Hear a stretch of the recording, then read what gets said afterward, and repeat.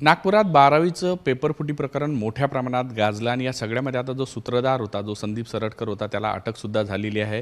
तो सध्या कारागृहामध्ये आहे. मात्र हा सगळा पेपर कशा पद्धतीने फोडला हे सुद्धा आता समोर आलेलं आहे. खरं तर तो एका शाळेचा संचालक आहे आणि त्याच ठिकाणी त्याने हा सगळा पेपर फोडल्याची माहिती मिळाली आहे. सर, तुमच्यापर्यंत सर प्राथमिकरित्या काय माहिती आलेली आहे आणि सगळं हे कशा पद्धतीने सुरू होतं, काही माहिती आली?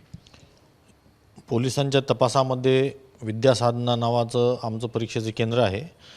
त्या ठिकाणी संदीप सरटकर हे त्या शाळेचे संचालक आहेत. तर त्या ठिकाणी हे परीक्षेच्या पूर्वी म्हणजे 10:30च्या नंतर 11:45च्या सुमारास हा गैरप्रकार करण्याचा ते प्रयत्न करत असल्याची बाब पोलिसांच्या निदर्शनास आलेली आहे. सर, नेमका हा प्रकार कशाबद्दल करत होता? म्हणजे आपलं तेच म्हणणं होतं की हा पेपर फुटला कसा आणि व्हॉट्सअपवर कोणी घेतला, तर तो त्यांनी घेतला, अजून काही कळलं? ह्याच्यामध्ये पोलिसांचा शोध सुरू आहे आणि पोलिसांकडून ॲक्युरेट आणखीन यावर आम्हाला माहिती मिळाल्यानंतर यावर आम्हाला भाष्य करता येईल. तथापि हा विद्यासाधना नावाचं जे परीक्षा केंद्र आहे त्या ठिकाणी हे लोक हा गैरप्रकार करत असल्याचं निदर्शनास आलेलं आहे. सर, त्यामध्ये एक पिऊनचा सुद्धा सहभाग असल्याची माहिती आहे आणि संदीप सरटकर जे आहे स्वतः शिक्षक आहे प्राथमिकचे आणि त्यांची स्वतःची एक संस्था आहे. बरोबर, आपण सांगताय त्या पद्धतीने त्या ठिकाणी असलेला शिपाई हा वेळेच्या पूर्वी पाकिटातून प्रश्नपत्रिका काढण्याचा प्रयत्न करत होता आणि ह्या सगळ्या बाबी तपासामध्ये झालेल्या आहेत.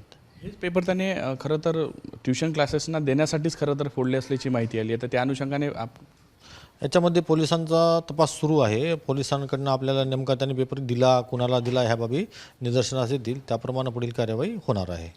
बोर्डाच्या वतीने सर आता हे जे विद्यासाधना नावाचं जे सेंटर होतं, म्हणजे ते सरटकर जरी त्याचे संचालक असले तरी त्याच्यावर आता काय कारवाई केली जाणार आहे, कायदेशीर काय तरतूद आहे?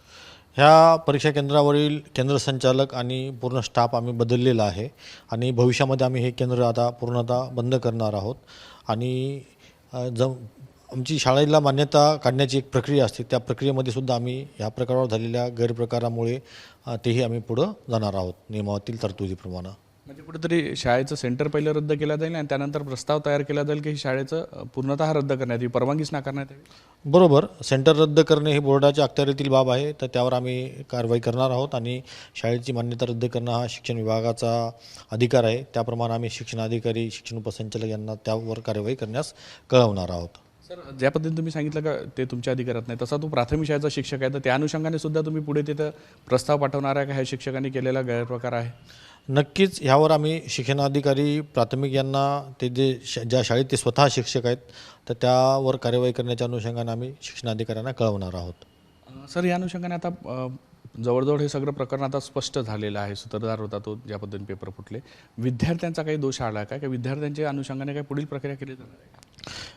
याच्यामध्ये सध्या तरी विद्यार्थी दोषी आम्हाला आढळलेले नाही आहेत, परंतु जे विद्यार्थी दोषी आढळतील आमच्याकडं पोलिसांना जो व्हॉट्सअप ग्रुप आहे त्याच्यामध्ये जे विद्यार्थी आहेत त्यांना हा खरंच पेपर मिळाला का, त्यांनी खरंच त्याचा वापर केला का, याचा आम्ही शोध घेऊ. आमची चौकशीची एक प्रक्रिया आहे. परीक्षा सुरू असताना आम्ही विद्यार्थ्यांना कोणत्याही याच्यामध्ये डिस्टर्ब करत नाही. ज्या दिवशी शेवटचा पेपर होईल त्यानंतर आम्ही पुढे ही प्रक्रिया हाती घेणार आहोत आणि दोषी असणाऱ्या विद्यार्थ्यांना बोर्डाच्या नियमावलीप्रमाणे त्यांच्यावर आम्ही कार्यवाही करणार आहोत. सर, संदीप सरटकरचं जे होतं ते विद्यासाधना जे हे आहे शाळा आहे, ती 10वीसाठी सुद्धा बोर्डाच्या याच्यासाठी आहे? नाही, त्या ठिकाणी फक्त 12वीचंच केंद्र आहे आणि आम्ही आता हे केंद्रवरचा स्टाफ पूर्ण बदललेला आहे आणि त्यावर आम्ही नियमातील तरतुदीप्रमाणे कार्यवाही करत आहोत. नक्कीच. खरं तर नागपुरात पेपरफुटी प्रकरण मोठ्या प्रमाणात गाजलं होतं आणि त्या अनुषंगाने आता सुद्धा कारवाईसुद्धा झालेली आहे. खरं तर संदीप सरटकर हा जो त्या शाळेचा संचालक होता, त्या शाळेतूनच पेपर पिऊनच्या माध्यमातून फोडले असल्याचं सुद्धा समोर आलं आणि ट्युशन क्लासेसवाल्यांना ते पेपर देण्यात आले.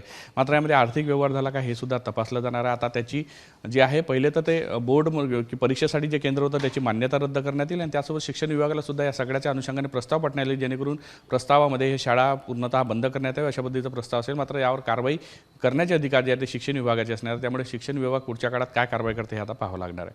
व्हिडिओ जर्नलिस्ट सौरभ बोलेसह पराग डोबळे, साम टीव्ही न्यूज, नागपूर.